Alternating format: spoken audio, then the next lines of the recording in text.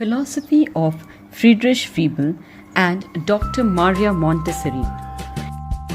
Friedrich Wilhelm August Froebel, 1782 to 1852. Froebel, the founder of the kindergarten system, was born in Prussia. Froebel came under the influence of German philosophers and later observed the methods of teaching at Pestalozzi's school at Yverdon, which created his interest in children. He imbibed ideas about preschool education through the study of Pestalozzi's books, How Gertrude Teaches Her Children. He became the personal tutor of 3 children, and it was at this time that he generated the idea of kindergarten. After 11 years of teaching at a model school, he founded his own school at Kelheim town, known as the Universal German Institute. However, he left his after some time and went back to Pestalozzi's orphanage, where for the first time he came into contact with preschool children. It was now that he realized that children needed to be presented with an orderly series of phenomena that would stimulate their minds and produce an inner organization and integration. From this awareness emerged the idea of his play, gifts and play songs. He then founded his first kindergarten at Blankenburg. Subsequently, he developed play gifts which were packed in boxes with printed directions for use, and his play songs were written, illustrated and printed. In 1826, Froebel published his book, The Education of Man. He wrote, "The true method consists in considering the mind of the child as a living whole in which all the parts work together to produce harmonious unity." Froebel's other publications include Education of Man, Mother Play and Nursery Songs, basic concepts in his educational philosophy.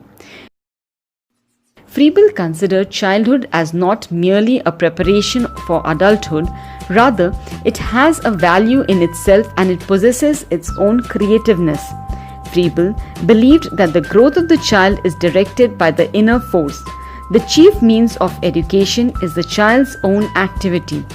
The concept of kindergarten. Froebel has made an important contribution to the theory and practice of early childhood education. He realized the paramount importance of childhood and opened the kindergarten, an institution for children between ages 4 and 6, at Blankenburg in 1837. Kindergarten is a German word which literally means children's garden. Froebel found much similarity between a child and a plant. He believed that the process of growth and development of a plant and the child was the same. The plant grows from within according to the seed that is within. In the same way, the child grows from within, unfolding her tendencies and impulses from within. Froebel conceived the school as a garden, the teacher as the gardener, and the students as tender plants. According to Froebel, play is the purest, most spiritual activity of man at this stage. It gives joy, freedom, contentment, inner and outer rest, peace with the world. It holds the source of all that is good. Froebel recognized that play needs to be organized and guided. Thus, his kindergarten included the following elements: play, considered important for self-development; special games and songs which served to enhance learning; construction with materials; practice at various tasks, especially gardening, that served to build character; and nature study. An important component of the kindergarten was creativity. The child followed where her imagination led her. To Froebel, the child was the sole source of educational principles, and the teacher simply followed where the child led. The child develops herself through her own creative activities. Froebel's kindergarten centered around 3 elements: the use of his play materials, the singing of play songs, and the playing of various educational games in the play circle. The children played games by joining hands in a circle. Chairs in a KG are arranged in a circle so that the teacher has equal access to all children. The teacher in the kindergarten is not to remain passive. Rather, she must carefully guide children to play with gifts and occupations. She is also required to demonstrate certain activities to children, sing songs, and suggest ideas when children play with the gifts. The teacher must also inculcate values like sympathy, humility, and cooperation. She has to avoid external restraint and bodily punishment. The child must be helped to realize that discipline depends upon one's love for order, goodwill, and mutual understanding, and not on some outside authority. Froebel said that women should be trained for working with children at this stage. Dr. Maria Montessori, 1870 to 1952. Maria Montessori was born in Italy. While working for her medical degree, Montessori became interested in mentally retarded children and developed teaching materials and methods to facilitate learning. On being successful with them, she tried new materials and methods and worked with normal children. She argued that if retarded children could progress by the use of her methods, one could do much more for normal children in a properly designed educational environment. She put her ideas to test while working with slum children in 1907. She created a learning environment through her approach called the Montessori method. Her publications include The Discovery of the Child, Education for a New World, The Absorbent Mind, Child Training, The Montessori Method. Basic ideas in her educational philosophy. She believed that education must help in complete unfolding of the child's individuality. Suitable environment should be provided so that the child may grow and develop her potentiality. She said the school must permit the free, natural manifestations of the child if he is to study in a scientific manner. She was against material rewards and punishment.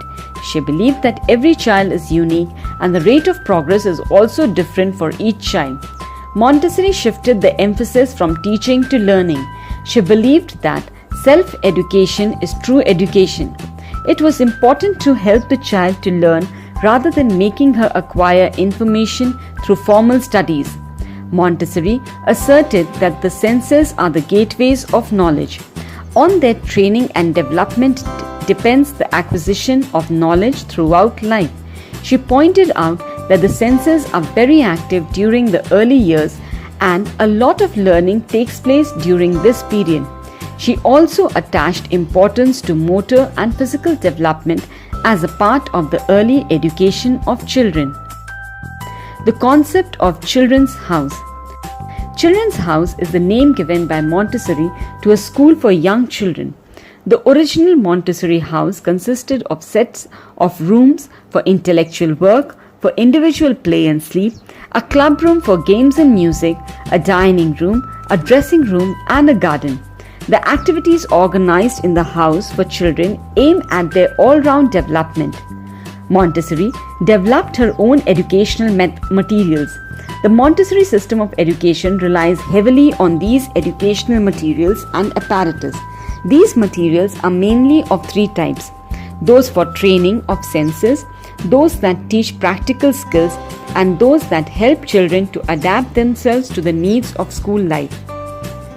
Montessori activities are arranged in a series from easy to difficult.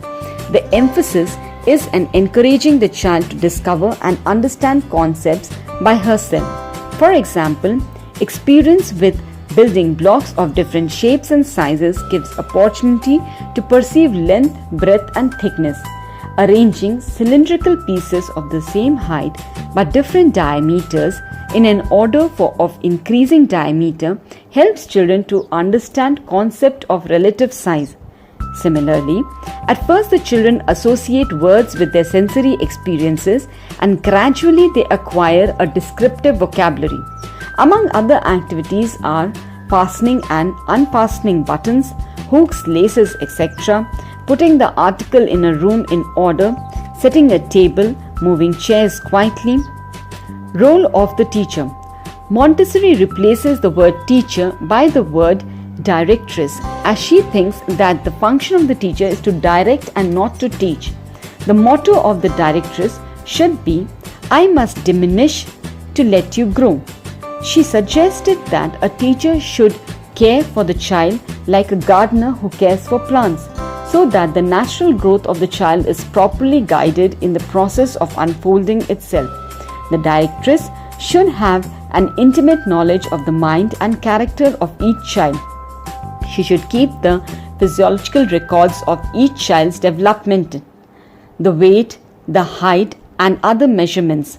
In the other words of Montessori, the directress should be partly doctor, partly scientist, and completely religious.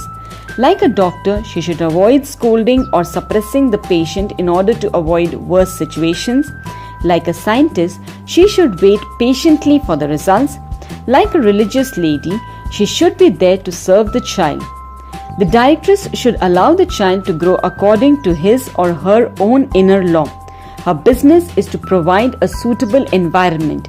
She should provide children with suitable opportunities to think for themselves. Virtues and not words are the main qualification of the directress.